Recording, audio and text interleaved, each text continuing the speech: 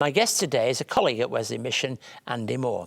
Andy began with us 11 years ago and today has a portfolio which spans across many areas of our commercial and community services. Welcome, Andy. It's good to talk to you. You began at Wesley Mission in business operations at first, didn't you? That's right. In 2009. But you do so much more today. Tell us what you do today.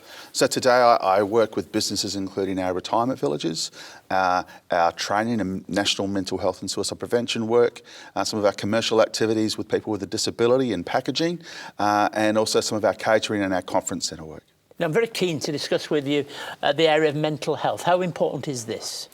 So at the moment, mental health touches everybody, especially through COVID. Yeah. But prior to COVID, we had drought and there was other challenges in community.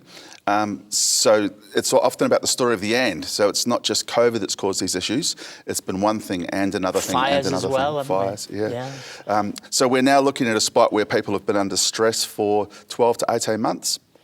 And that's the challenge we're trying to work with. Tell us a little bit about, because obviously I'm involved in it, but you're involved very deeply in Wesley LifeForce Networks. Tell us about those. So at the moment, we've got around 110 networks that we've helped to establish and about another 10 networks on top of that that the community established that we're supporting. So we've got a footprint of about 118 to 120 networks. Yeah. A network is like a cluster of people in the community. So it's similar to a service club, but it's people that have come together to focus on mental health, on suicide prevention and on resilience. So every network looks different because every community looks different. What sort of people are in a network? So they're volunteers, and so if we go out to Western New South Wales, it could be farmers or the local council or a local AMBO. If we're in town, it could be an accountant or a business person. If we go to remote Indigenous communities, it can be health practitioners or an elder. It's people who are concerned about suicide and mental health, but also whose lives have probably been touched by mental health. And we do so much more, don't we? In this month, we're thinking of mental health issues. So much about people. I've said many times here in a public space that there is no area of our work at which mental health issues don't knock on the door. Would you say that's true? Yeah, that's true. So people are complex. And so we have physical issues, we have emotional issues, we have spiritual issues, and they're all bundled up into who we are. And a lot of that comes back to our experiences. So at the moment, because of the challenges, there's about 25 million Australians who have all been touched by mental health issues. They've all been touched by isolation. They've been touched by the stress and the trauma of watching the news and being concerned if they or a loved one's going to be impacted by the pandemic. That's sleepless nights, people losing their job creates financial stress. So there's issue on top of issue. And that often results in people being mentally unwell. That doesn't mean that they have a mental illness. That means it can be an incident where their mental health isn't coping as what it normally would. And that's when people can make either poor decisions or if they're isolated, there's no one for them to reach out to and bounce off. So the evening news becomes a catalogue of figures. So many people down, so many people died.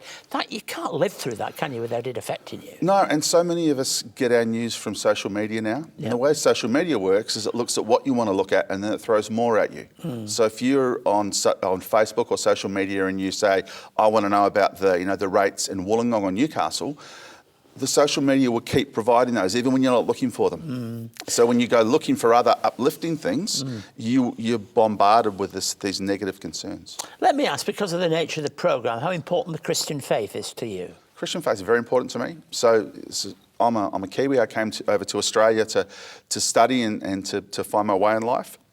I grew up in a Christian home, but the Christian belief, principles, my relationships with God, but also with those around me, is why I do what I do. And that's why I was attracted to Wesley Mission, because it's the word and the deed. And that's that and word in the middle that lets me feel like I'm doing all the good I can. And has your faith deepened, if I dare ask that, through working at Wesley Mission? So I'd say faith is a journey. It's not a destination. And so there's some days where my faith is struggling. There's some days, especially with suicide prevention and mental health, where I'm talking to people and they're saying, how did this happen? And I have to really search. And there's other days where I just feel blessing on top of blessing. And so it's a journey, and it's building the relationship with God and with those around me in the good times that I can then lean on in those tough times. And I know you attend obviously a local church, and that's important to you. And you play piano there, as you play, yeah. But there's an appropriate distance between that and what you do every day, isn't it? That's the place where God blesses you. Yeah, so I'm a piano player. My family are musicians, and so when I play the piano, it's just me and the keyboard. And that means I don't have to think about anything else, and I can play and express myself, often with good friends who I play in the band with or in the church service. Sometimes that can be emotional for me. Music is a way when I play that I can express happiness or sadness. And in times playing for friends at funerals or playing when there's been funerals for people who have died by suicide is sometimes the best way that I can minister to that family. Yeah. Well, look, I'm delighted at what you do, Andrew. Thank you for what you do at Wesley Mission, not just in this area, but in many, many areas. And I always take my senior team seriously, and I want to thank you that God has blessed you during this time. Thank you so much, Keith.